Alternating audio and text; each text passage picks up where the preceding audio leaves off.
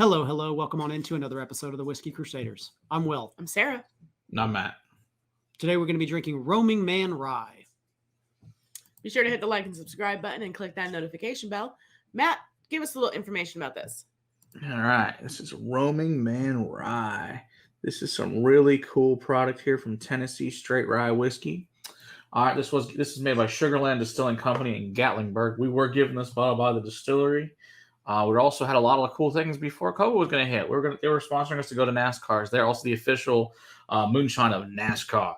So we actually have a ton of Moonshine to review from them as well. So thank you very much, Sugarland. Looking forward to hopefully, probably not this year, I guess. Maybe next year, hopefully we can go to NASCAR with you guys. So I'm excited with Texas Motor Speedway. So, All right, let's see here. So Sugarland opened up in March of 2014 in Gatlinburg, Tennessee. They make a ton of flavored moonshines, and they do make a ton. They are the #1 attraction on TripAdvisor.com to go visit there in Gatlinburg. You can tour their still house and all their stills and all the cool stuff there. More people visit this distillery than the entire Kentucky Trail every year. That's how much business these guys do. They are associated with the Discovery Channel of a show called Moonshiners, and they are the official moonshine of NASCAR. Ned Vickers is the owner, and Greg Edom is the master distiller. They own a Vendome copper pot still with a whiskey helmet with a 4-column defibrillator. They use white corn rather than white corn because white corn is for whiskey and yellow corn is for livestock. And 2 years minimum on an air-dried barrel. So they are doing it right. They knew that. So what this is the Roaming Man Straight Rye Whiskey. It embodies the spirit of exploration and tradition. It is the whiskey for the wandering spirit, made it because of the mountains, because that's where you make whiskey. This one in particular is batch 8. It's 375 milliliter bottle. They only come in 375s, very small batches each year. This one's 123 proof, so we got awesome proof spike. I got 51% rye, 45% corn, 4% malted barley, American white oak. There are 9 barrels in this batch. They're all air dried. It's 3 years and 2 months old. It's barreled on 6/8 of 16 in char number 3 and 4 combined in a 25 and a 53 gallon barrel. And the average entry proof is 121.3 proof. It's non-chill filtered. It's pot distilled, cask strength, and 21.3% evaporation rate. And this is a bottle of 2009. So the cool thing about these guys is this is all on the bottle, which is really cool. They give you all this information. It's all right here. If you guys can see it. Focus. Well, it's all there. Let's put it that way. So they're extremely transparent. They're really, really big on telling you everything that's in your whiskey, which I think is really cool and awesome that they're doing that. So I appreciate them doing it the proper way. But yeah, so these pretty much, like the first batch of these was gone in a couple hours, and these pretty much disappear really quickly. You can get them now in other states. I know that I think Total Wine Cares and some other places get a limited batch, and it's usually it's an allocated, usually just limit of 1, but they will put them on the shelf, but they generally don't last very long. But it's really good whiskey, and you can get this. And it's usually the day it releases the distillery, it's gone within a few hours, every release. All right, so let's see what we think of this. Well, if they're doing the kind of numbers of tourist attraction that they're saying they're doing, my God, no wonder they're selling out every day. Right? Yeah, and they said that now these, like I said, only coming at $375, and these are $50 at $375. So they're not cheap, but you're getting what you pay for. That's a really fruity rye. Yeah, it is. Yeah, 51%, which makes sense why.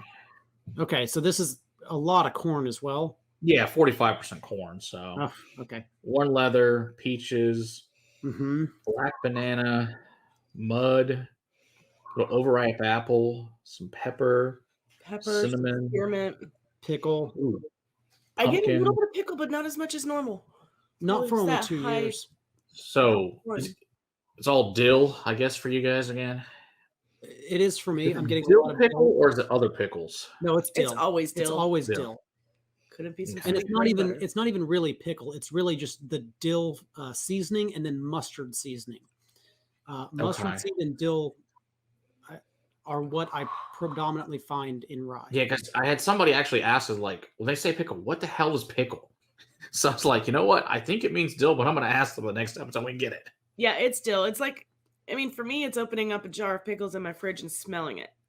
Ooh, and now that rye and anise is starting to show up. Yeah. Yeah. A little bit of it's like Oprah, fresh rye bread coming out of the oven. Oh, it smells so good. Spearmint. I'm almost getting like a pumpernickel. Yeah, pumpernickel. Yeah.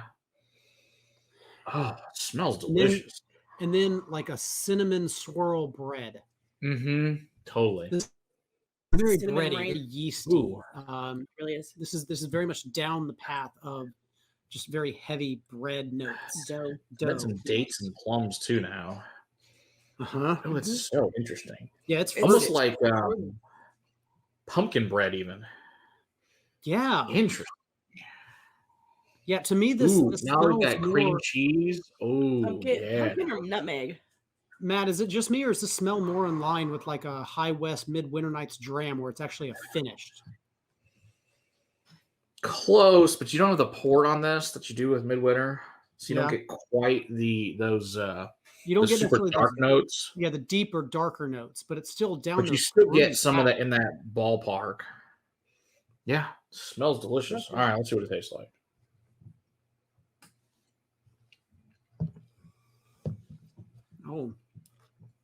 Oh, Ooh, that's good. That's tons of brown sugar and new leather, chocolate. I like that. Yeah, burnt sugar.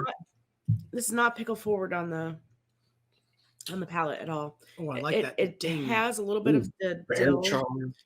It has Ooh. more mint to me and the black pepper, Mhm. slight clove, This is leather. a dark chocolate with a black pepper ding at the end. Is where Ooh, yeah, it's nice kind and of palate. ashy too. That black pepper and it's got some of that really nice falling ash on it. Oh, it's really good. It's got and like a white onion even. Yeah. Some toffee and butter. Super oily. Caramel. And you know that pumpernickel you're talking about, that pumpernickel when the rye bread's starting to show up now on the palate. The The dough. anise.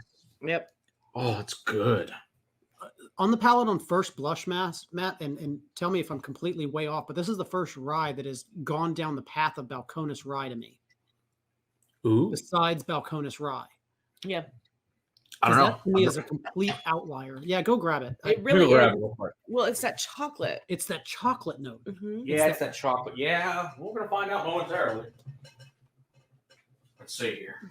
I haven't had the Balcones rye in some months, so I could be way off base. But No, you're not. I remember it. but to me, this It's actually better. travels down that same dark chocolate path. The Balcones rye, to me, is absolutely what they do with their rye. So I like this quite a bit. This is one of my favorite ryes I've had. It's really good.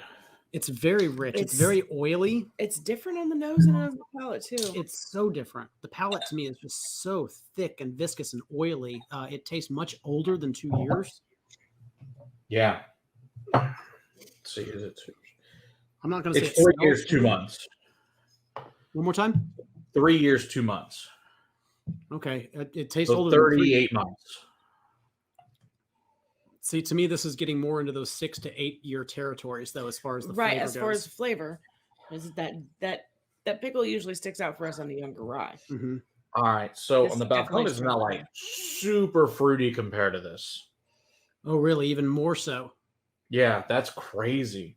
Okay, because this is very fruity, on its own. All right, I'm sure the balcony is on it.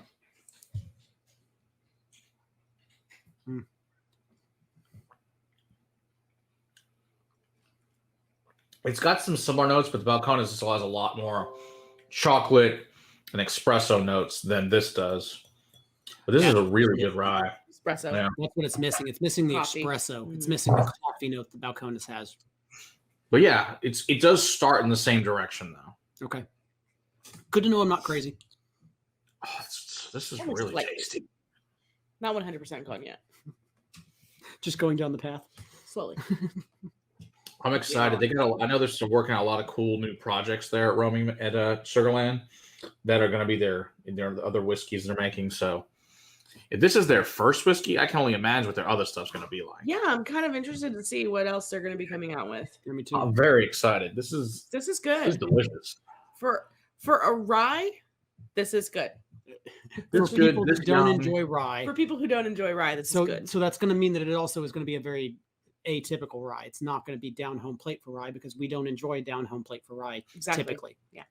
Mm-hmm. But Matt, give me Yeah. the price point again on this. It's $50 for a 375, so it's not cheap.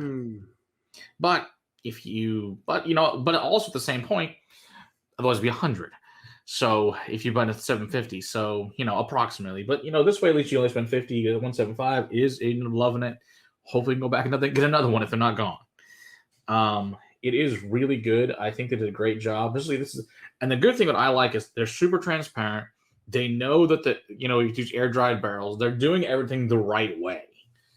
That tells you that they are very serious. Yes, they're making tons of moonshine, but they're also extremely serious about making a really, really good whiskey.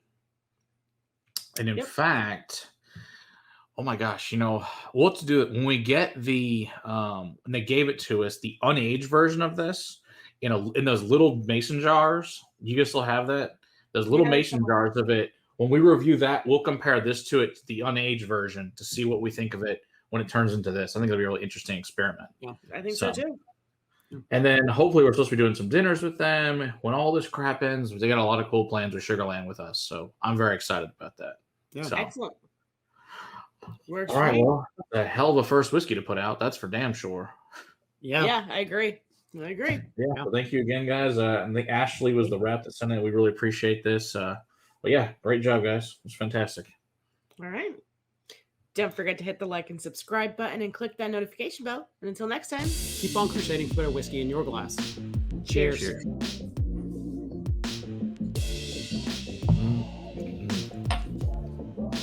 That's delicious.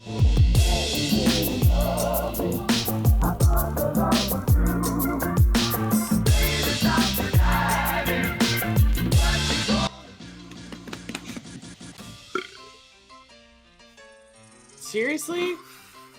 Get a little one. The boy can do better than that. The cat can do better than that.